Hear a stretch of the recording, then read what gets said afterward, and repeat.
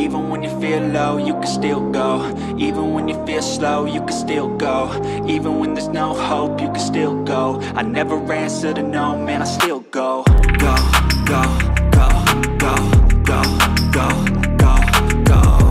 Hello guys! It's me again, Krang TV, at sa video ito pag-uusapan natin ang mga nakakapanabik na pangyayari patungkol sa ating paboritong manga at anime series na One Piece. Sa video ito pag-uusapan natin na kung sakaling magkaroon ng Devil Fruit sina Nami, Sanji, Usopp, Franky at si Zoro, ano kaya ang babagay sa kanila? So malaki nga ang naitulong nga ng Devil Fruit sa mga karakter ng One Piece, kung saan halos nga lahat ng mga malalakas na karakter sa series ay ang Devil Fruit nga ang halos ang pangunahing pinagkukunan nila ng lakas. Dahil ang Devil Fruit ay isang legendary fruit na nagbibigay ng iba't ibang abilities or special abilities sa sino mang makakakain nito. Ngunit parang ang pinakakapalit nito ay ang kawalan nila ng kakayahan sa paglangoy. Usually, sa isang character, sila ay nagtataglay lamang ng iisang Devil Fruit. Hindi tulad ni Blackbeard na nagkaroon ng dalawang Devil Fruit. Ngunit hindi lahat ng mga karakter ay meron nito, dahil may ibang karakter din sa One Piece ang wala nga nito, katulad na lamang ni Nami, Zoro, Sanji, Usopp at si Franky. Kaya naman, sa video ito, pag-uusapan natin kung anong Devil Fruit kaya ang babagay sa kanila kung sakali man na sila ay magkaroon ng Devil Fruit. So noong 90th volume nga ng One Piece, meron ngang fan ang nagtanong kay Oda sa kung ano kaya ang babagay na Devil Fruit nga kina Zoro, Nami, Sanji, Usopp at si Franky. At sinagot naman ito ni Oda. So ano nga kaya ang binabanggit ni Oda na Devil Fruit ng bawat isa? So isa-isahin nga natin ang mga ito. Unahin nga muna natin ay si Nami. Si Nami ay navigator nga ng Straw Hat Pirate at isa sa senior officer ng Straw Hat Grand Fleet. Siya ay ang third member of the crew. Una nga siyang nagkaroon ng bounty na 16 million berries at tumaas ito sa 66 million, at sa kasalukuyan siya ay merong 366 million berries, at isa rin si Nami sa iilang karakter nga na hindi nagtataglay ng Devil Fruit. Kaya naman, noong tinanong nga si Oda na kung sakaling magkaroon si Nami ng Devil Fruit, ano ang babagay sa kanya? At ang isinagot naman dito ni Oda ay ang Goro Goro Nami o ang Rumble Rumble Fruit. Ito ay isang Logia type Devil Fruit na nagbibigay ng power to create, control, and transform into lightning at will, kung saan ginagawa nito ang user bilang lightning human. Ayon kay Nico Robin, ito ay isa sa iilan niyang powers touted as invisible. Ang Devil Fruit nga na ito ay pagmamay-ari ni Enel. Pero ang Devil Fruit na ito ay nababagay din daw kay Nami, dahil ito ay nababagay sa kanyang fighting style, kung saan siya ay gumagamit ng tool na tinatawag na Climb Attack to create controlled burst of lighting sa labanan. Ang susunod naman ay si Usopp. Si Usopp ay ang sniper sa Straw Hat Pirate at siya ay senior officer ng Straw Hat Grand Fleet. Siya ay ang ika-4 na member of the crew at isa rin siya sa mga karakter ng One Piece na hindi nga nagtataglay ng Devil Fruit. Ngunit ayon kay Oda, kung sakaling magkaroon ng Devil Fruit si Usopp, ito ay ang Pocket Fruit.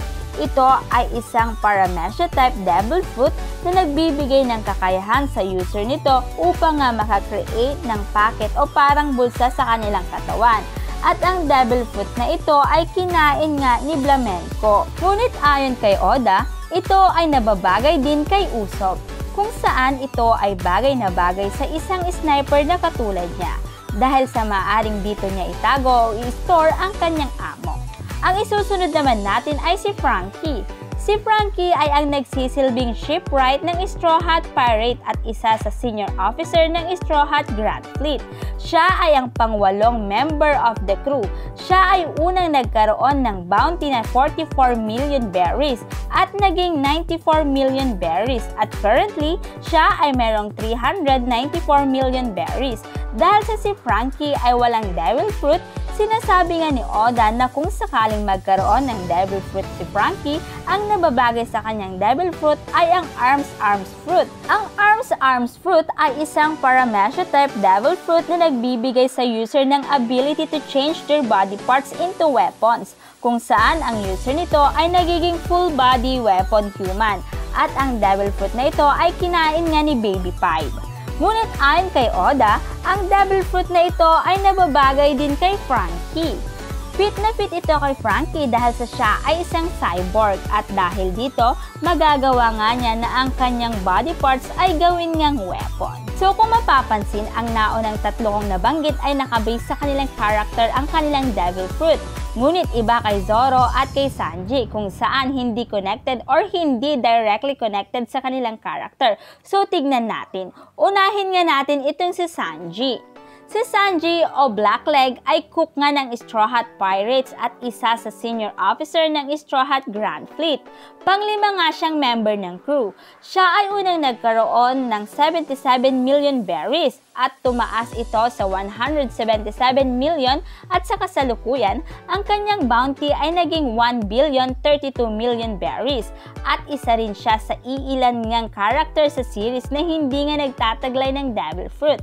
At ayon kay Oda, kung sakaling ang magkaroon ng devil fruit itong si Sanji, ito ay ang Swim Fruit, isang Paramecia type fruit na nagbibigay ng kakayahan sa user nito na makalangoy sa ground or kahit sa walls, making the user a free-swimming human. At ang devil fruit na ito ay kinain nga ni Snorping. Ngunit ito din ay babagay nga kay Sanji. Ang susunod ay yung kay Zoro. Si Zoro ay combatant ng Straw Hat Pirate at one of the swordsmen. Siya rin ay one of the senior officer ng Straw Hat Grand Fleet. Siya ay dating bounty hunter. Una nga siyang nakakuha ng bounty na 60 million berries at sumunod ay 120 million berries. Sumunod ay 320 million berries at tumaas nga ito at umabot nga ng 1 billion 111 billion berries. Ayon kay Oda, Fish fruit ang nababagay nga kay Zoro. Ito ay isang mythical zone type devil fruit na nagbibigay ng kakayahan sa user upang mag-transform into a hybrid and full version ng Azure Dragon. Ang devil fruit na ito ay kinain nga ni Kaido. Ngunit ang devil fruit na ito ay sinasabi nga ni Oda na babagay kay Zoro, ngunit katulad nga ni Sanji, hindi ibinase ang pagpili ng devil fruit nila sa kanilang character dahil maaaring binababa nito ang kanilang power levels. Kung matatandaan o kung mapapansin, si Sanji at si Zoro ay pareho ang dominant fighter. I mean, talagang napakalakas na nila. Ibig sabihin nito, maaaring ang dahilan nito ay hindi nga talaga nila kailangan ng devil fruit dahil kahit wala nito ay sadyang malakas na talaga sila.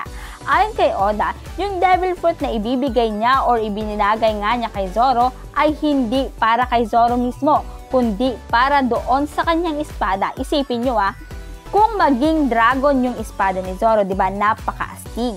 Ito rin marahil ang dahilan kung bakit hanggang sa ngayon ay wala pa nga rin silang devil fruit. Katulad na lamang noong kay Jinbei, na isa rin sa napakalakas na character. Kung mapapansin, yung fighting style o yung style niya sa pakikipaglaban ay napaka-effective nito sa tubig. So kapag kumain siya ng devil fruit, baka ito pa yung maging dahilan kung bakit nga siya hihina. Dahil kung matatandaan yung devil fruit, diba? Kapag nakakain ka nito, mawawalan ka na ng kakayahan para lumangoy. So pag nangyari yon na makakain ng devil fruit, yung fighting style niya ay hihina. Ganon din siguro kila Zoro. Baka mas humina yung fighting style nila o kaya naman malakas na talaga sila. So they don't need a devil fruit. So yan nga guys ang maaaring maging devil fruit o yung mga babagay na devil fruit nga kina Nami, Sanji, Usopp, Franky at kay Zoro. Pero kung kayo ang tatanungin guys, ano kaya ang mga devil fruit na babagay sa kanila?